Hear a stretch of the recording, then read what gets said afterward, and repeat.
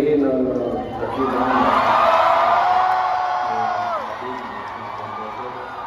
sa buong Pilipinas at sa libutan. Ako po ay narito ngayon para sa ating proclamation rally ngayong araw na ito, February 11. At ako'y nagpapasalamat na kayo ay nandito upang suportahan ang ating bagong misyon sa buhay na pinagkabot ng ating dakilang Ama sa atin.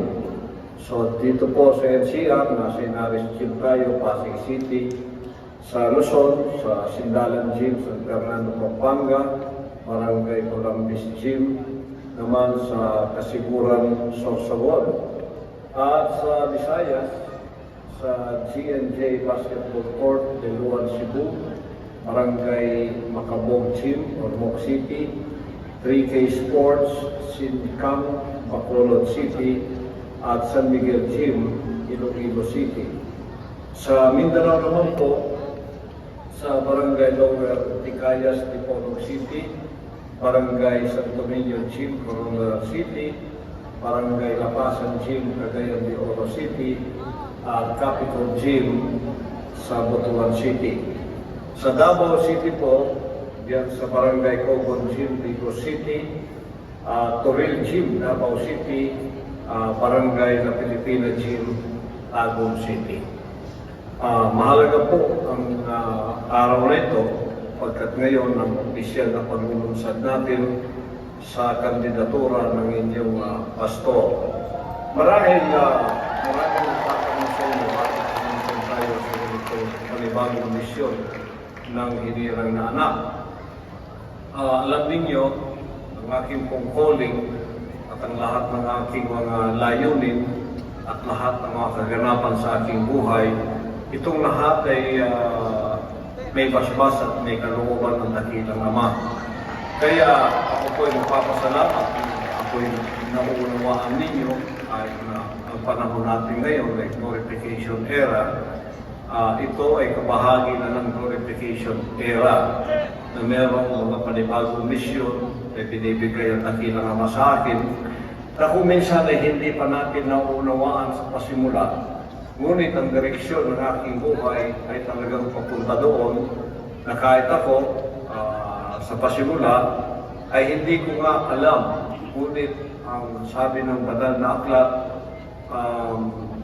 the steps of righteous man are ordered by the Lord. So lahat ng aking mahakbangin, itong lahat ay may mga pagkakaloob ng Diyos na hinirang niya at kanya itong mga kalooban.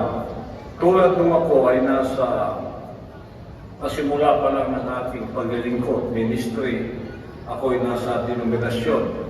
Alam ninyo kung saan ako nanggaling. At naging matagumpay ako sa aking pagiging evangelist sa denominasyon yon hanggang sa ang lahat na yata ipagkakaloob na nila sa akin sapagkat naging matagumpay ako sa aking misyon sa pagiging evangelista ko sa mga panahon yun sa aking denominasyon. Hanggang humantong sa panahon na parang lahat ibibigay na nila sa aking kamay ang tugatog ng tagumpay. Ngunit sa kalagitnaan noon, sa hindi inaasang pagkakataon ay kinuha ako ng dakilang Ama. Nagkaroon ng problema at to make the story short, kumantong ako sa kitbog na hindi ko inaasahan na kung ako lang ang masusunod kapag sa aking kalooban yun. Pero may kapangyarihang humahatak sa akin papunta doon at pinili ko ang kanyang kalooban. Nalaman kong siya talaga ang may akda nito at siya ang may kalooban nito na sa loob ng isang taon ay pinaunawan ng dakilang Ama sa akin. At sinunod ko ang kanyang dakilang kalooban sa 2 bundok sa 6 na taon. Ako po ay nagdusa. Ako ay dumaan sa mga kapagsubukang mabibigat mula sa buhay na may pribilehyo sa aking denominasyon ay humantong ako sa buhay na parang kinawawa, parang pinarusahan o kaya inusig at itinakwil. Ngunit hindi ko alam, ngayon palang kapagsubukan na yun, ay merong ibig sabihin sa aking buhay. Bakit ako in-isolate ng dakilang Ama? Sapagkat nung ako ay pumasa sa mga kapagsubukang iyon na anumang gawin ng kaaway ng aking espiritu, na walang iba kundi si Satanas, ay hindi natinag ang aking pangako, ako'y susunod sa kanyang dakilang kalooban, ipinagkaloob sa akin ang bansang kaharian. Sariling bansa niya na wala na po akong among tao, wala na akong leader na tao, kundi ang naging leader ko ay ang dakilang Ama, ang ating Panginoong Jesucristo. At nakita ninyo sa loob ng mga ilang dekada, pinamahala sa akin ng dakilang Ama ang buong bansang kaharian sa ito'y lumaganap sa buong sanlibutan, naging matagumpay, naging malawakan, at nasakop natin ang buong sanlibutan, at ang kanyang mga pangako ay naging may katuparan nang sinabi niyang gagawin kitang measurement o standard ng kaligtasan at kahatulan sa buong sanlibutan, na pinadala niya ako. At ang mensahe ko nga, nakita niyo, from A to Z of salvation, ay napasa inyo na mahirap talaga na ito'y may pahayag kung walang isang taong sumunod sa kanyang kalooban, na hindi mababali ang kanyang pangakong susunod anuman ang kapagsubukan na ilalakad sa kanyang harapan. Ako po'y nagtagumpay sa bagay na iyon. Nung tayo'y naging matagumpay na, at nakita ko na exponentially pwede nang lumago ang bansang kaharian, isin na itong institusyon na kahit wala ako, kayo ay lalago sa inyong spiritual revolution, financial revolution at revolution of excellence na siyang kabahagihanan ng mga trabaho o ng mga gawain ng dakilang Amang ipinadala niya sa atin dito sa lupa, hanggang sa tayo ay naging mature. Hindi na mga bata sa pag-iisip, hindi na bata sa mga disposisyon at mga desisyon natin gagawin. Pwede na tayong pagkatiwalaan kahit wala na sa inyong kalagitnaan, personal ang hinirang na anak. Kaya, nung nakita ng Ama yan, kala natin yun ang maging katapusan, glorification, hihintayin ko na lang ang glorification period na darating sa aking buhay.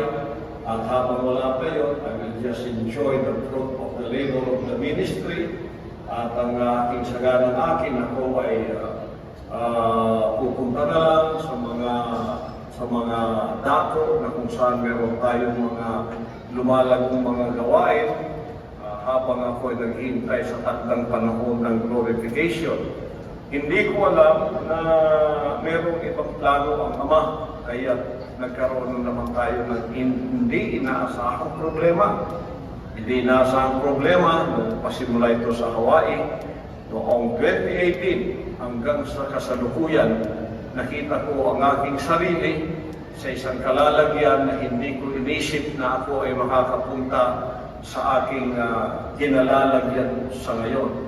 Ngunit sa aking kinalalagyan ngayon ay napagkulay-bulay ko na sinabi na naman sa akin, huwag ko nang alalahanin ang bansang kaharian sapagkat ito ay isa ng matibay institusyon, isa ng matibay na kaharian ng Diyos na hindi na makikinag makailanman. Tuparan ng kanyang sinabing, thou art Peter, and upon this rock I will build my church, and even the gates of hell shall not prevail against it. Sinabi niya yan na ay tatayo ko ang aking katawan, ang aking iglesia sa ibabaw ng batong ito, na kahit pa ang mga pintuan ng Hades o impyerno ay hindi makatipinag sa kanya. Kaya nasubukan tayo sa 16-day siege at sa iba pang mga kaganapan ng June 10, August 24 to September 8. Ito ang perfect na pagpapahayag ng kasamaan, ngunit kinarap tayo ang perfect na pagpapahayag naman ng kabutihan sa pagsusunod sa kanyang dakilang kalooban. Tayo sa Bansang na nakatupad sa kanyang mga utos, na love your enemy, do good to them that hate you, bless them that curse you, pray for them that despitefully use you, and persecute you.